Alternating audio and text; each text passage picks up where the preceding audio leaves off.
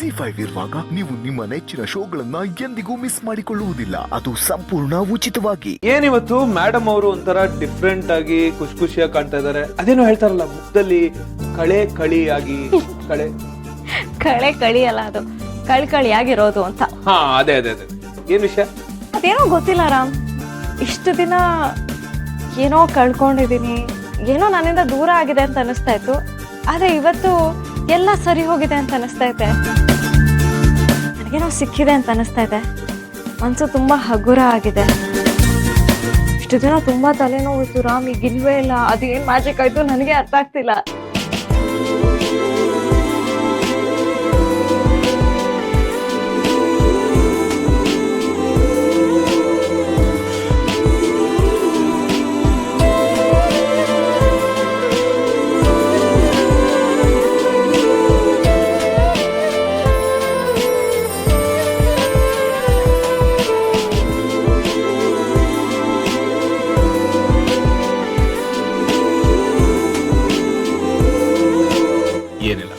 ಏನು ಇಲ್ಲದೆ ಈ ತರ ಹಗ್ ಮಾಡ್ತೀರಾ? ನನ್ನ ಹೆಂಡತಿನ ಹಗ್ ಮಾಡ್ಬೇಕು ಅಂತ ಅನಿಸ್ತು, ಅದಕ್ಕೆ ಮಾಡ್ಬಾರ್ದು. ಹಾಗಲ್ಲ, ಈ ಹಗ್ಗಲ್ಲಿ ಏನೋ ಒಂಥರ ಎಮೋಷನಲ್ ಆಗಿ ಹಗ್ ಮಾಡ್ದಂಗಿತ್ತು, ಅದಕ್ಕೆ ಕೇಳಿದೆ.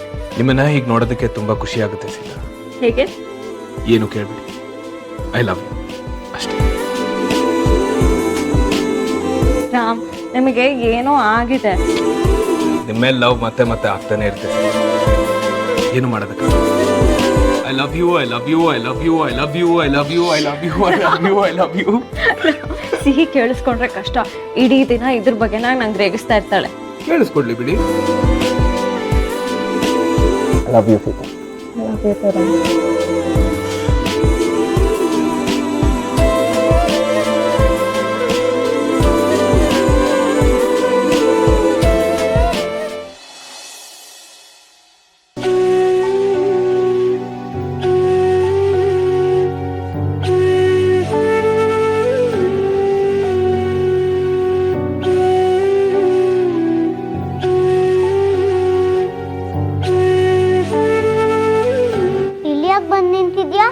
ಸುಮ್ನೆ ಯಾಕೆ ಬೇಜಾರ್ ಮಾಡ್ಕೊಂಡಿದ್ಯಾ?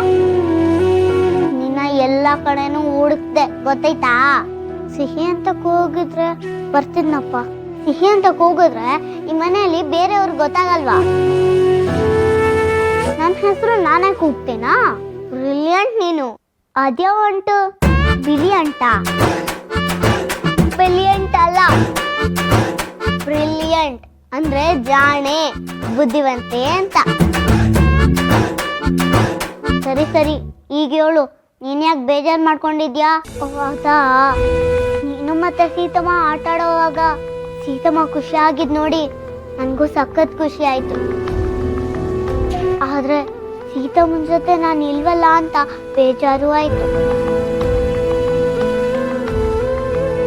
ನನ್ಗೂ ಸೀತಮ್ಮನ ಜೊತೆ ಆಟ ಆಡ್ಬೇಕು, ಅವಳ ಜೊತೆ ಮಾತಾಡ್ಬೇಕು, ಅವಳನ್ನ ಹಗ್ ಮಾಡ್ಬೇಕು, ಕಿಸಿ ಕೊಡ್ಬೇಕು ಅಂತ ಆಸೆ ಆಗುತ್ತೆ. ಏನ್ ಹಾಗೆ ನೋಡ್ತಾ ಇದೀಯ? ಪಾಪ ನೀನು.